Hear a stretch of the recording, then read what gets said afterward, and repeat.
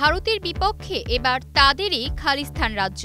পাকিস্তানের জনগণের সাথে ইটের প্রাচীরের মতো দাঁড়িয়ে আছেন 2 কোটি শিখ। পাকিস্তানের প্রতি সংহতি জানিয়ে যুক্তরাষ্ট্র থেকে এক ভিডিও বিবৃতি দিয়েছেন খালিস্তান আন্দোলনের নেতা গুরপতওয়ান সিং পান্নু। পাকিস্তানের হামলার জন্য ভারতীয় সেনাবাহিনীকে পাঞ্জাবের ভূখণ্ডকে ব্যবহার করতে দেওয়া হবে না, এমনই কঠোর হুঁশিয়ারি দিয়েছেন এই নেতা। তিনি বলেছেন, আমরা ভারতীয় সেনাবাহিনীকে পাঞ্জাবের মধ্য দিয়ে পাকিস্তানে আক্রমণ করতে দেব না। পাকিস্তানে আক্রমণ করার সাহস ভারতের নেই। চলমান উত্তেজনার মধ্যে পাঞ্জাবের অমৃতসরে জন্ম নেওয়া খালিস্তান আন্দোলনের নেতা গুরপতওয়ান সিং পান্নুর পাকিস্তানের সাথে সংহতি প্রকাশ করে বলেন, পেহেলগামে ভারত নিজেদের লোকদের হামলা ও হত্যার পর দোষারোপের ছলনা করায় আমরা 2 কোটি শিখ পাকিস্তানের পক্ষে দাঁড়িয়েছি। এটি 1965 বা 1971 নয়, এটি 2025।